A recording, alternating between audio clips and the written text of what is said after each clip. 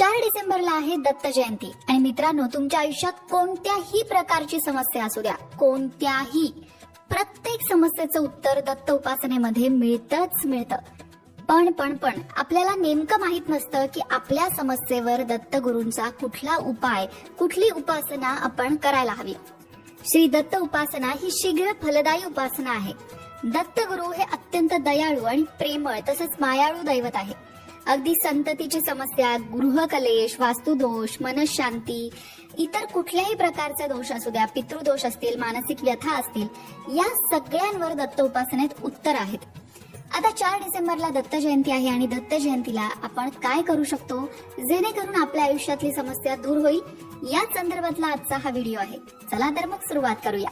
दत्त उपासना ही अनेक संकट, बाधा यांचा नाश करणारी उपासना आहे असा अनुभव दत्त भक्तांना आलाच असेल. इतकंच नाही तर दत्त उपासना ही दुःखी मनावर फुंकर घालणारी आहे. सर्व प्रकारच्या त्रिविध तापातून मुक्त होण्यासाठी श्री दत्त उपासना उत्तम असं टॉनिक आहे असं म्हणायला हरकत नाही. पण त्यासाठी करायचंय काय? 4 डिसेंबरला दत्त जयंती आहे. दत्त जयंतीच्या दिवशी दत्तगुरूंची पूजा, विधिवत पूजा करायची आहे. पहाटे लवकर उठून स्नान करायचं, ब्रह्ममुहूर्तावर उठण्याचा प्रयत्न करायचा आहे. स्नान झाल्यानंतर स्वच्छ वस्त्र परिधान करावीत आणि दत्तगुरूंची षोडशोपचारे पूजा करावी. तुमच्याकडे दत्तगुरूंचा फोटो असेल तर तुम्ही फोटो घेऊ शकता, दत्तगुरूंची मूर्ती असेल तर मूर्ती घेऊ शकता. दत्तगुरूंचा फोटो नसेल, मूर्ती नसेल तर दत्तगुरूंचे जे अवतार आहेत, श्री स्वामी समर्थ असतील, श्रीपाद श्री वल्लभ असतील, यांचा कुणाचा फोटो तुमच्याकडे असेल तर त्यांची उपासना तुम्ही दत्त जयंतीला केली तरी सुद्धा चालणार आहे. आता ज्यांनी गुरुचरित्राचं पारायण सुरू केलेलं असेल त्यांच्या पारायणाची सांगता दत्त जयंतीला होणार आहे आणि त्यामुळे दत्तगुरूंसाठी महानैवेद्य या दिवशी त्यांच्याकडे तयार होणार. पण ज्यांनी गुरुचरित्राचं पारायण केलेलं नाही ते सुद्धा दत्तगुरूंची पंचोपचारे किंवा षोडशोपचारे पूजा करून दत्तगुरूंना पंचामृताने आणि जलाने अभिषेक घालू शकतात. त्याचबरोबर दत्तगुरूंचे जे काही खास स्तोत्र आहेत त्या स्तोत्रांपैकी कुठल्याही एका स्तोत्राचं पठण या दिवशी करण्याचा प्रयत्न करायचा. कुठली स्तोत्र आहेत दत्तगुरूंची?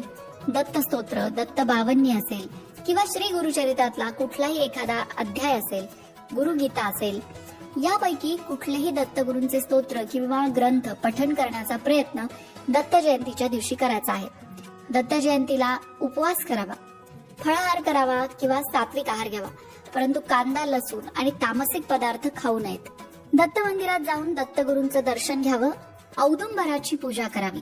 औदुंबराला जेवढ्या शक्य होतील तेवढ्या प्रदक्षिणा घालाव्यात.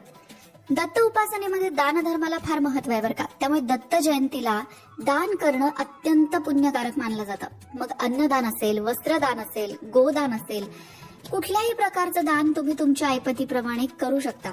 हे अन्नदान फक्त माणसांनाच करायचं असं नाही, प्राण्यांना, पक्ष्यांना, कोणालाही, कुठल्याही सजीवाला अन्नदान करण्याचा प्रयत्न दत्त जयंतीला नक्की करा. अन्नदानाने घरातील दोष, ग्रहबाधा, आर्थिक अडथळे सगळे कमी होतात असं मानलं जातं. आता दत्त जयंतीच्या दिवशी हे करा, ते करा, तुम्ही म्हणाल आमचा फार गोंधळ झालाय बाबा, आम्हाला एक असा उपाय सांगा की ज्यामुळे आमची समस्याही दूर होईल, आमच्याकडनं उपासनाही होईल आणि तो उपाय साधा सोपा सुद्धा असेल. तर तो उपाय म्हणजे दत्तगुरूंच्या एका मंत्राचा जप जेवढा जमेल तेवढा जास्तीत जास्त वेळात करणं. तो मंत्र आहे श्री गुरुदेव दत्त. सगळ्यांना माहित असलेला मंत्र, पण हा मंत्र अत्यंत प्रभावी आहे. लहानांपासून मोठ्यांपर्यंत सगळेजण या मंत्राचा जप करू शकतात. हा जप केल्यामुळे आपल्या पितरांना मुक्ती मिळते, आपल्या आयुष्यातील समस्या दूर होतात. तसंच हा मंत्र तारक मंत्र म्हणूनही प्रचलित आहे. त्याचबरोबर या मंत्राच्या जपाने आपल्या दत्त साधनेत प्रचंड वाढ होते, सगळे संकट दूर होतात. त्यामुळे तुम्हाला दत्त जयंतीला फार काही करायला नाही जमलं तर कमीत कमी श्री गुरुदेव दत्त या मंत्राचा जेवढा होईल तेवढा जप नक्की करा. तुम्हाला शक्य असेल तर 108 वेळा करा, तुम्हाला शक्य असेल तर 51 वेळा करा, जेवढा शक्य आहे तेवढा करा. अगदी 1001 वेळा केला तरी सुद्धा त्याचा लाभ तुम्हालाच होणार आहे. आता दत्त जयंतीच्या दिवशी जे दान करायचंय ना ते पिवळ्या वस्तूंचं करा. मग ती पिवळ्या चण्याची डाळ असेल, पिवळी मुगाची डाळ असेल, केळी असतील, पिवळी मोहरी असेल किंवा पिवळे गंध, पिवळा भोपळा, पिवळे वस्त्र, हळकुंड असे पिवळ्या रंगाच्या वस्तू दत्त जयंतीला दान करावे. दत्त जयंतीच्या दिवशी घरात कुठल्याही प्रकारचे वादविवाद, भांडणं अजिबात करू नये. मगाशी म्हटलं तसं कुठल्याही प्रकारचा तामसिक आहार सेवन करू नये, मांस, मदिरा यांचं सेवन करू नये. त्याचबरोबर दत्त जयंतीच्या दिवशी घरात वातावरण प्रसन्न ठेवण्याचा प्रयत्न करावा. दत्तगुरूंची कृपा झाली ना तर तुमचे कितीही ग्रह वाकडे तिकडे असू द्या किंवा खालीवर असू द्या, कुठलीही समस्या असू द्या, पण सगळ्या समस्या दूर होतात. सगळ्यात महत्वाचं म्हणजे कुंडलीमध्ये जर गुरु ग्रह बलवान असेल तर तुमच्या कुंडलीतले बाकी सगळे दोष दूर होतात असं म्हटलेलं आहे. आणि गुरु ग्रह कसा बलवान होतो? अर्थात दत्तगुरूंच्या उपासनेने. म्हणून दत्त जयंतीचा लाभ अवश्य प्रत्येकाने घ्यावा. मग तो जप करून असेल किंवा दत्तगुरूंच्या स्तोत्राचं पठण करून असेल किंवा दानधर्म करून असेल किंवा दत्तगुरूंची पूजा करून असेल. कुठलाही मार्ग तुम्ही निवडू शकता जो तुम्हाला सोयीचा असेल तो. पण दत्तगुरूंसाठी सेवा उपासना दत्त जयंतीला अवश्य करावी.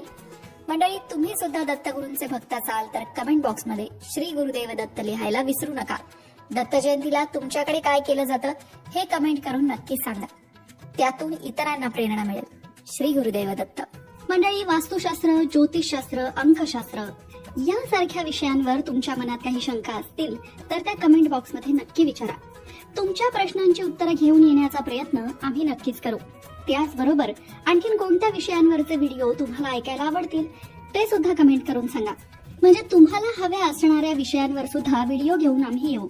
ज्योतिषशास्त्र, अंकशास्त्र, वास्तुशास्त्र यांसारख्या विषयांवरचं योग्य मार्गदर्शन तुमच्यापर्यंत पोहोचवण्याचा आमचा हा प्रयत्न आहे. तेव्हा तुमच्या शंका कमेंट बॉक्समध्ये नक्की विचारा. अशाच प्रकारच्या माहिती